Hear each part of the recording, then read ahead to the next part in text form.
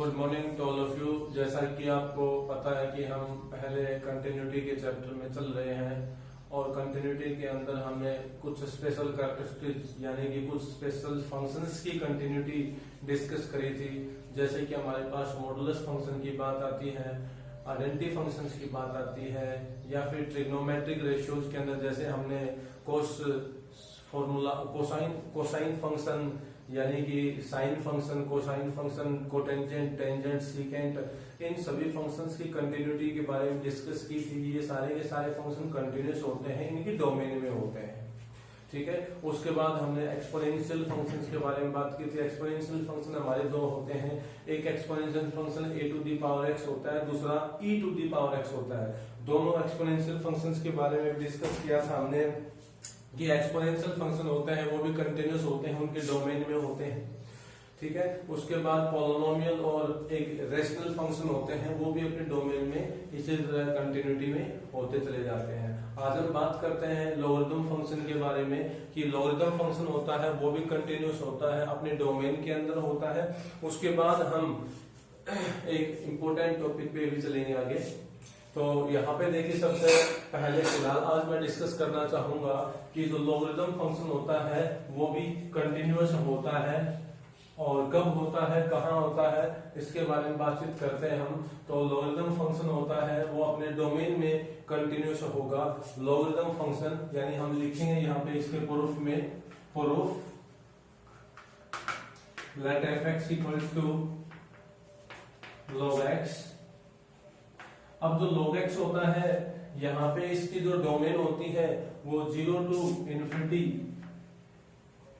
Domain of log x 0 to infinity होती है हमारे पास। log 0 के ऊपर होता है वो नॉट डिफाइन होता है, इसलिए हम यहाँ पे 0 को ओपन इंटरवल में काउंट करते हैं, 0 को शामिल नहीं करते हैं, क्योंकि log 0 है वो हमारा नॉट डिफाइन बन जाता है। ठीक है।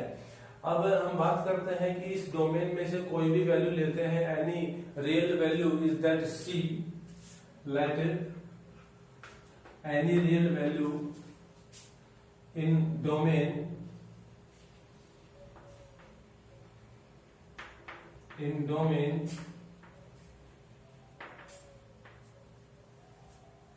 इज सी।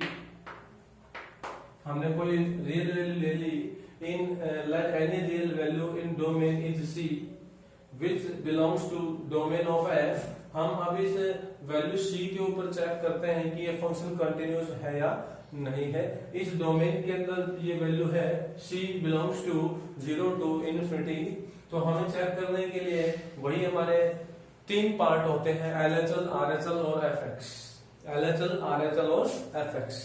हम RHL को लेके चलते हैं, पहले राइट हैंड लिमिट को सॉल्व आउट करते हैं, या LHL को ले सकते हैं, लेफ्ट हैंड लिमिट भी लिख सकते हैं।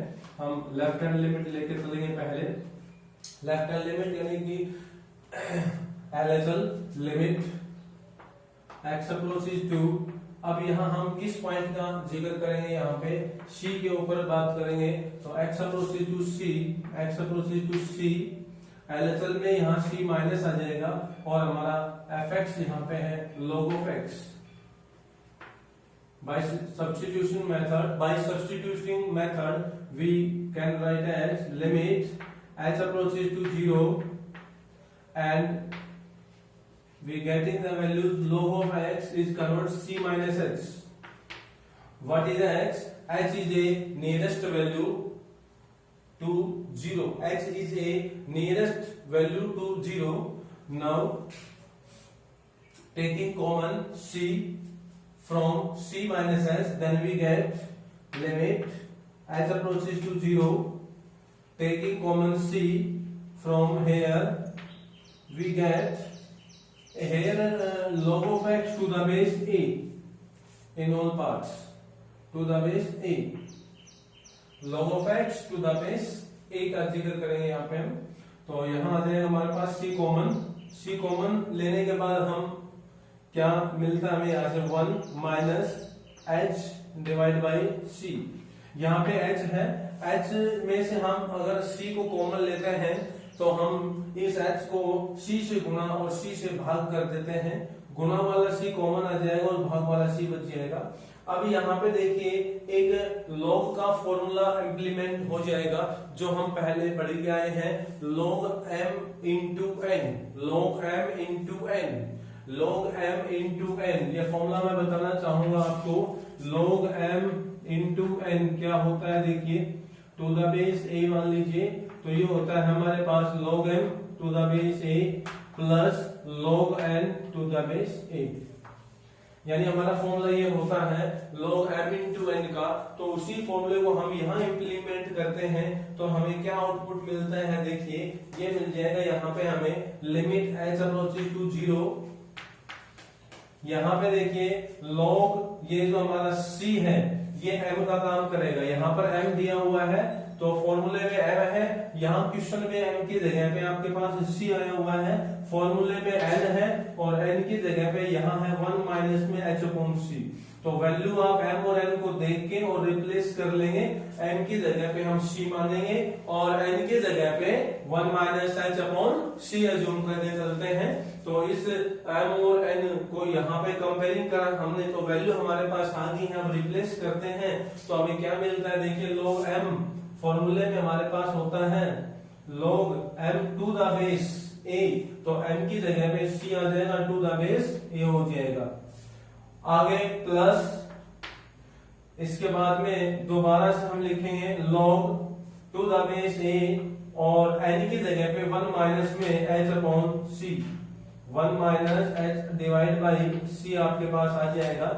अब देखिए ये जो आपके पास लिमिट h अप्रोचेस टू 0 है ये यहाँ पे भी अवेलेबल है और यहाँ पे भी अवेलेबल है। यहाँ पे तो हम अवेलेबल करेंगे तो यहाँ पे तो कांस्टेंट है, यहाँ h है नहीं, तो ये जो पार्ट है ये एक कांस्टेंट के रूप में हुआ हमारे पास। तो कांस्टेंट के रूप में इसको तो हम बाहर लिख सकते हैं, तो ये आपके पास आ जाएगा। हम इसको अगले स्टेप में ऐसे लिखेंगे log of c to the base a plus यहाँ आपकी लिमिट लग जाएगी इस पार्ट के ऊपर और ये लिखा जाएगा log of a, log of 1 minus h upon c to the base a। अब देखिए हमें इस पार्ट को यहाँ से सोल्व आउट करना है और सारे की हमें वैल्यू निकालनी होगी। तो यहाँ पे एक लिमिट का फॉर्मूला लगेगा जो 11th क्लास में हमारे पास आता है। लिमिट का फॉर्मूला यहाँ अप्लाई करेंगे हम, log of 1 minus h upon c of base a है। यहाँ हम लिमिट का फॉर्मूला कौन सा यूज करने जा रहे हैं, देखिए लिमिट का क्या फॉर्मूला होता है।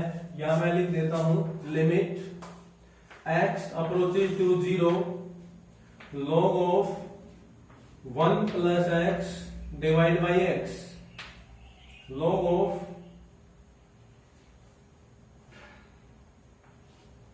1 plus x divide by x, ये हमारा फॉर्मूला होता है log of 1 plus x divide by x और बेस a होता है यहाँ इसका log of 1 plus x divide by x to the base a है यहाँ पे और ये वैल्यू होती है किसके इक्वल, देखिए log a to the base e होता है ये फॉर्मूला। तो ये फॉर्मूला हम यहाँ बनाने की कोशिश करते हैं, बस शर्त इतनी होती है यहाँ पे कि ये तीनों वैल्यूज सेम होनी चाहिए। यहाँ तीनों वैल्यूज ये सेम होनी चाहिए तब आपका ये फॉर्मूला बनता है। तो हम यहाँ पर भी तीनों वैल्यूज को सेम बनाएंगे। कौन कौन सी तीनों वैल्यूज सेम होनी चाहिए, एक यहाँ देखिए माइनस भी आया हुआ है जबकि फॉर्मूले में हमारे पास क्या, यहाँ माइनस आया हुआ जबकि फॉर्मूले में हमारे पास प्लस होता है। तो इस माइनस को तो हम थोड़ा सा सेटलमेंट कर देंगे, यानी कि हम इसको ऐसे लिख सकते हैं, ये इसको हम ऐसे लिख सकते हैं 1 प्लस और माइनस h अपॉन c। अब हम क्या करते हैं, जब ये तीनों वैल्यूज इसमें सेम बनानी होती है हमें, तो यहाँ पे भी हम तीन वैल्यूज को सेम बनाएंगे। किस किस को सेम बनाएंगे, देखिए फॉर्मूले के अकॉर्डिंग 1 प्लस, तो 1 प्लस यहाँ बन गया और x, तो x की जगह पे आपके पास कितना आया है, माइनस h अपॉन c आया है। कंपेयरिंग करके देखिए अच्छी तरह से, 1 प्लस, तो 1 प्लस यहाँ पे भी है, x है तो x की जगह पे इसमें है माइनस h अपॉन c, तो माइनस h अपॉन c को आपको यहाँ से सेम टू सेम बनाना पड़ेगा तीनों जगह पे, यहाँ पे भी, यहाँ पे भी और यहाँ पे भी। तो डिवाइड हम कर लेते हैं माइनस एच अपॉन सी से, क्योंकि हमें नीचे यहाँ x चाहिए यानी माइनस एच अपॉन सी चाहिए, हमारे पास नहीं है तो मैंने इसको डिवाइड कर दिया माइनस एच बाई सी से, और मल्टीप्लाई भी हम इसको माइनस एच बाई सी से कर लेंगे, इसको मल्टीप्लाई भी कर देते हैं माइनस एच अपॉन सी से। अब इसके बाद में यहाँ केवल h बच गया, तो यहाँ पे भी हम लिमिट है वो माइनस वन बाई सी से हम मल्टीप्लाई करके दोनों तरफ कर सकते हैं, तो वो आपकी limit minus H upon C approaches to 0 बन जाएगी, यानी माइनस वन अपॉन सी से दोनों तरफ गुणा कर देंगे तो ये पार्ट बन जाएगा आपका। अब यहाँ से जो वैल्यू हमारे पास आते हैं वो देखिए क्या बनती है, एग्जैक्टली जो आपका आंसर आएगा तो वो तो आ जाएगा log of C to the base A plus यहाँ से जो ये जितना भी आउटपुट आपका ये वाला जो आउटपुट है ये अकॉर्डिंग टू फॉर्मूला आपका बन जाएगा log of A to the base E गुणा में h अपॉन सी है, नेगेटिव का है ये, माइनस h अपॉन सी है। अब यहाँ जब आप h की जगह पे 0 लिमिट अप्लाई करेंगे तो ये अप्रोक्सीमेट कन्वर्ट करेगा 0 को, तो ये जो वैल्यू हो जाएगी ये 0 हो जाएगी, और यहाँ से हमें आउटपुट मिल जाएगा log of c to the base a, ये हमारी हो जाएगी left hand limit, that is LHL, left hand limit. इसके बाद में हम बात करेंगे राइट हैंड लिमिट की। राइट हैंड लिमिट में भी इसमें कुछ ज्यादा अंतर नहीं है, केवल यहाँ माइनस की जगह पे प्लस हो जाएगा, ये प्लस हो जाएगा, ये प्लस हो जाएगा, ये प्लस हो जाएगा, और यहाँ पे भी प्लस, ये माइनस का निशान ये नहीं आएगा, अगर ये माइनस का निशान नहीं आएगा तो ये माइनस का नहीं लेना पड़ेगा, ये भी नहीं लेना पड़ेगा, और ये भी प्लस का लेना पड़ेगा आपको। बाकी आउटपुट यही रहेगा हमारा RHL के अंदर भी। तो LHL यानी कि लेफ्ट हैंड लिमिट हमारी ये है, RHL भी हमारी यही आएगी, 100% यही आएगी। फॉर्मूला आपको ये यूज करना है और ये यूज करना है। उसके बाद हम बात करते हैं f ऑफ x के बारे में। तो f ऑफ x देखते हैं इस पॉइंट के ऊपर क्या मिलता है हमें। f ऑफ x हमें दिया हुआ है log of x to the base a, log of x to the base a। अब हम बात करते हैं किसी कांस्टेंट c के बारे में जो इस डोमेन में बिलोंग करता है, तो f ऑफ c निकालेंगे हम, तो यहां से आपके पास आ जाएगा log of c to the base a, तो यहाँ से वैल्यू आ गई log of c to the base a, यहाँ से log of c to the base a, दोनों पार्ट्स ये सेम है, LHL और f ऑफ x, और RHL भी आपकी यही आएगी। RHL में बस इतना करना है आपको, यहाँ माइनस की जगह प्लस करके करना है, जहां माइनस है यहाँ प्लस कर दो, यहाँ प्लस कर दो, यहाँ भी प्लस, यहाँ प्लस, यहाँ प्लस, ये प्लस हो जाएगा। और यहाँ से हम कह सकते हैं कि तीनों की तीनों साइडें हैं वो आपकी बराबर रहेंगी, LHL, RHL और f ऑफ h। इसलिए हम कह सकते हैं कि जो फंक्शन है वो कैसा बन जाएगा, कॉन्टिन्यूस बन जाएगा।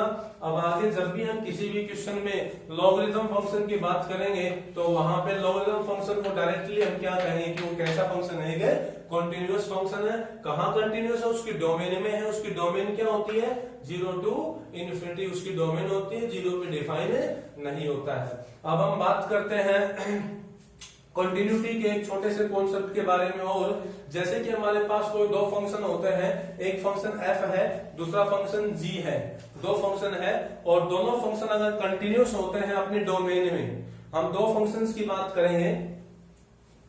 देखिए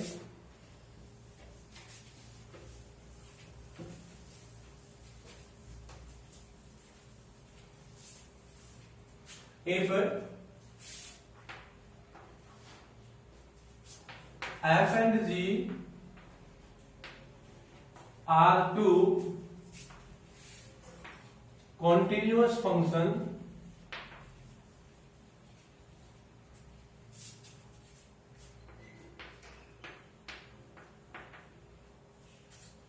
on their domain D1 and D2 respectively, यानी कि दो फंक्शन है, एक f फंक्शन है, एक g फंक्शन है। अगर दोनों फंक्शन अपने डोमेन में, f फंक्शन है उसकी डोमेन D1 है, g फंक्शन है उसकी डोमेन D2 है, दोनों अपने अपने डोमेन में कॉन्टिन्यूस हैं, तो वहां से हमारे पास क्या क्या प्रॉपर्टी बनती है। देखिए आगे आपके पास जो क्वेश्चन आएंगे उनमें ऐसा कुछ देखने को मिलेगा कि दो अलग अलग तरह के फंक्शन है और दोनों का प्लस आया हुआ है, दोनों का प्लस आया हुआ है। जैसे कि आपको मिल जाए किसी क्वेश्चन में x प्लस में e to the power x, तो आप यहाँ पे क्या लिखोगे कि x एक आइडेंटिटी फंक्शन है, ये कंटिन्यूस होता है एवरीवेयर, और ex e to the power x, और e to the power x exponential function है, ये भी कंटिन्यूस होता है और पेयर, इसलिए इन दोनों का जो सम है वो भी कंटिन्यूस होगा। लेकिन वो कहाँ होगा, देखिए वो इन दोनों की जो डोमेन है, दोनों की जो डोमेन है D1 और D2, उनका इंटरसेक्शन जो होता है उसमें कंटिन्यूस रहता है। तो हमें यहाँ पे इस तरह के पार्ट्स में हमें देखने को मिलेगा, इस तरह के पार्ट्स में हमें कुछ प्रॉपर्टीज है वो यूज करने को मिलेंगी। तो उनके लिए मैं बताना चाहूंगा कि दो फंक्शन आपके हैं, एक f है एक g है, दोनों कंटिन्यूस अगर होते हैं, उन दोनों का अगर आपके पास प्लस आ जाए, उन दोनों का अगर हमारे पास प्लस आ जाता है तो वो भी कंटिन्यूस होता है। f plus g is continuous, कहां कंटिन्यूस रहेगा, ऑन देयर डोमेन, लेकिन इंटरसेक्शन में रहेगा, उन D1 intersection D2, D1 intersection D2, इन दोनों की जो डोमेन है उनके इंटरसेक्शन में रहेगा ये कंटिन्यूस। यानी कि जब दो फंक्शन आपके पास कंटिन्यूस है तो उनका अगर हम प्लस करते हैं तो भी वो कंटिन्यूस होता है। अगर हम उनकी सब्ट्रैक्शन की बात करें, f minus G is continuous also on D1 intersection D2। इसके बाद हम बात करें थर्ड प्रॉपर्टी के बारे में, उनके मल्टीप्लीकेशन की बात करें तो ये भी कंटिन्यूस होता है, is continuous on D1 intersection D2। इसके बाद बात करें हम इनमें डिवाइड के बारे में, f divide by g is also continuous on interval D1 intersection D2। लेकिन इसमें एक बात और होती है, यहाँ पे डिवाइड के बारे में बात आई है तो यहाँ पर जो g फंक्शन होता है वो gx फंक्शन होता है, वो जीरो ना होना चाहिए, उस पार्ट को हम इसकी डोमेन में से लेस कर देंगे, यानी x such that gx is equal to 0। जहां पे ये कंडीशन बनेगी उस वैल्यू को हम इस डोमेन में से लेस कर देंगे, यानी कि gx जहां पे 0 बनता है, जिस डोमेन के ऊपर, जिस पॉइंट के ऊपर gx 0 बनता है तो उसको हम कॉमन डोमेन में से हटा देंगे। इसके बाद हम बात करें किसी भी जैसे कांस्टेंट वैल्यू की अगर मल्टीप्लिकेशन हो जाए फंक्शन f के साथ तो वो भी कंटिन्यूस हो जाएगा, is also continuous. f function की डोमेन में होगा वो कंटिन्यूस, वो f फंक्शन की डोमेन में होगा कंटिन्यूस। इसके बाद में हम एक इसके आगे की प्रॉपर्टी के बारे में बात करते हैं। तो सिक्स्थ प्रॉपर्टी होती है, अगर कोई दो फंक्शन f और g कंटिन्यूस है तो उनके ऊपर कंपोजिट फंक्शन बनता है, ये इंपॉर्टेंट है। ये सिक्स्थ वाली जो प्रॉपर्टी की बात है ये इंपॉर्टेंट है। अगर दो फंक्शन है हमारे पास, एक f एक g, तो दोनों फंक्शन कंटिन्यूस हैं तो इन दोनों का कंपोजिट फंक्शन बनता है। और कंपोजिट फंक्शन का हम स्पेशली जिक्र करेंगे चैप्टर नंबर 1 में, रिलेशन एंड फंक्शन के अंदर आता है कंपोजिट फंक्शन का, वहां पे जनरेशन कैसे होता है हम उस चैप्टर में बात करेंगे इसके बारे में। यहाँ केवल आपको शॉर्टेस्ट रिव्यू दिया जाएगा कि दो फंक्शन अगर कंटिन्यूस है तो उनका हम कंपोजिट फंक्शन बना सकते हैं। कंपोजिट दोनों का मिक्स करके बनता है, वहां पे दो फंक्शन बनते हैं, एक f और g बनता है। अगर हमारे पास दो फंक्शन है f और g, दोनों कंटिन्यूस है तो एक तो f और g फंक्शन बनता है, एक g-o-f बनता है। ये दो फंक्शन बनते हैं और ये दोनों भी क्या रहते हैं, फिर वहां पे कंटिन्यूटी में रिप्रेजेंटेशन देते हैं, यानी कंटिन्यूस रहते हैं। तो यहाँ पे इस बात को भी समझ में रखना है, अगर दो फंक्शन कंटिन्यूस है तो उनका कंपोजिट फंक्शन दो बनाए जा सकते हैं, f और g और g-o-f, और ये दोनों भी डिफाइन होंगे, ये दोनों भी डिफाइन होते हैं, इनकी प्रॉपर्टी होती है, उसके अकॉर्डिंग हम इन दोनों को भी डिफाइन करके दिखा सकते हैं। और इसके बाद में दोनों फंक्शंस को हम कह सकते हैं कि ये भी कंटिन्यूस रहते हैं। ये हमारे पास इसका कॉन्सेप्ट है कंपोजिट फंक्शन के बारे में। इसके बाद हम बातचीत करेंगे एक स्पेशलाइज्ड क्वेश्चंस के बारे में।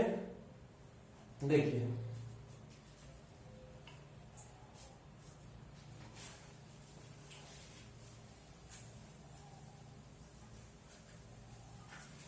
जैसे हमारे पास क्वेश्चन ये आ जाए, sine of mod of X, यही है, मान लीजिए ये हमारे पास कोई क्वेश्चन दिया हुआ है, प्रूव करना है कि sine of mod X continuous है। Prove that sine of mod X is continuous, ये कंटिन्यूस होगा या नहीं होगा। तो ये जो आपके पास क्वेश्चन होगा ये एक एग्जांपल है कंपोजिट फंक्शन का। कंपोजिट फंक्शन का एग्जांपल है। इसको हम कंपोजिट फंक्शन के ऊपर ही सोल्व करेंगे। जैसे कि यहां हम इसको नाम देते हैं fx, तो ये जो fx है साइन ऑफ मोड x है, साइन ऑफ मोड x है, ये दो फंक्शंस को मर्ज करने पे बना हुआ है। कौन कौन से फंक्शन को मर्ज करने पे बना हुआ है, देखिए हम यहां पे दो फंक्शन अज्यूम कर लेंगे। Let gx is equal to sine x and hx is equal to mod x। हमने दो फंक्शन ले लिए, gx is equal to sine x, hx is equal to mod x। इन दोनों फंक्शंस के मर्ज करने पे हमारे पास दो कंपोजिट फंक्शन बनते हैं, दो। उन दोनों में से कोई ना कोई आपका एक ये हो जाएगा।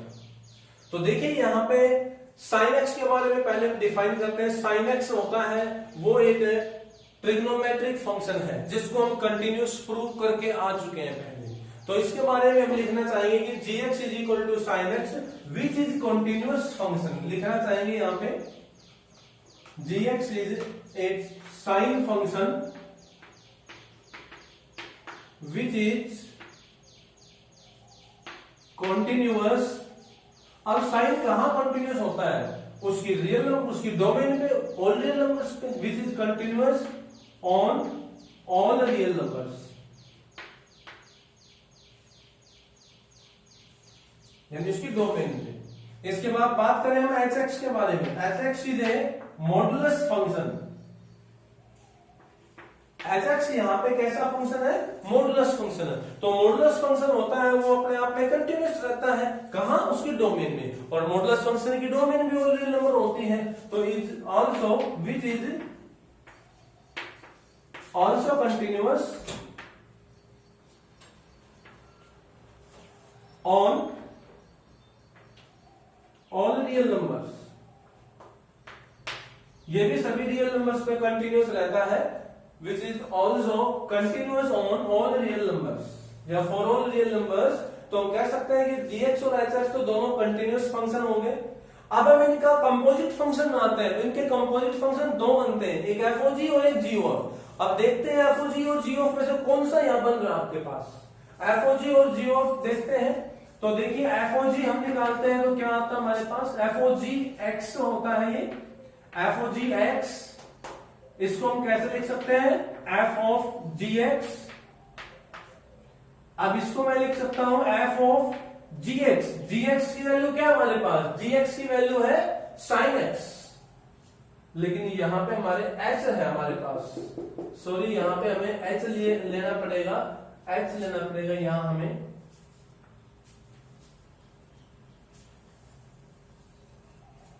fog gOf यहाँ h है हमारे पास, तो हम gOh और hog यहाँ x है, यहाँ fx तो दूसरी मेन फंक्शन हो गया।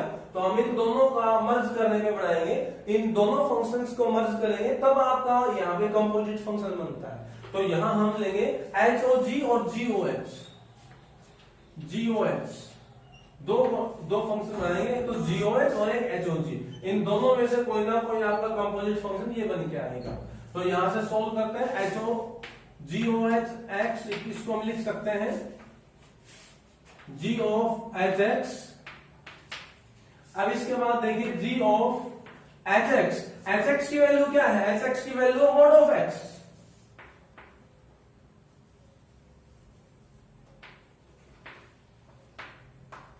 ये hx की वैल्यू हमारे पास क्या होगी, मोड ऑफ x होगी। अब देखिए g ऑफ मोड x निकालना हमें, g of mod x, it means g function में x के जगह मोड x कर दो, x के जगह मोड x कर दो, तो यहां आपके पास बन जाएगा साइन ऑफ मोड x। अब ये फंक्शन देखिए साइन ऑफ मोड x, ये किसको रिप्रेजेंट कर रहा है, sine of mod x is equal to fx। तो ये हमारा क्या बन गया, इज इक्वल टू fx बन गया। तो ध्यान से देखिए ये हमारे पास दो फंक्शन थे, एक हमारे पास hx था और एक हमारे पास gx था। तो gx हमने sin x माना है और hx हमने mod ऑफ x माना है। दोनों फंक्शन कंटिन्यूअस है, दोनों का हमारे पास जो मर्ज करके यानी कि कंपोजिट फंक्शन जो बनते हैं वो दो बनाए जा सकते हैं, एक तो gOh और एक hog बनाए जा सकते हैं, जो कि फर्स्ट चैप्टर में हम डिस्कस करेंगे उनके बारे में ज्यादा और बातें। तो यहाँ पे हम बना कैसे सकते हैं, उनको कैसे पहचान सकते हैं, तो जी ऑफ एच की वैल्यू निकालते हैं हम, तो इसको ऐसे लिख सकते हैं G of H X, H X की वैल्यू हमारे पास है यहाँ पे मोड ऑफ एक्स पुट कर दी, तो G of mod X, G of mod X निकालने का मतलब ये हुआ कि जी फंक्शन में एक्स की जगह पे मोड एक्स पुट कर दीजिए, जी फंक्शन में एक्स की जगह मोड एक्स रखेंगे तो साइन ऑफ मोड एक्स आ गया, और ये किसके बराबर हो गया, एफ एक्स के बराबर हो गया। तो हम कह सकते हैं कि इन दोनों का कंपोजिट फंक्शन आपका ये है और ये किसके बराबर है, एफ एक्स के बराबर है। तो हम कह सकते हैं कि जब दो फंक्शन कंटिन्यूअस है तो इनका कंपोजिट फंक्शन आपका क्या होगा, साइन ऑफ मोड एक्स है, ये भी क्या बन जाएगा, कंटिन्यूअस हो जाएगा। तो लिख सकते हैं therefore sign of mod x is equal to GO as X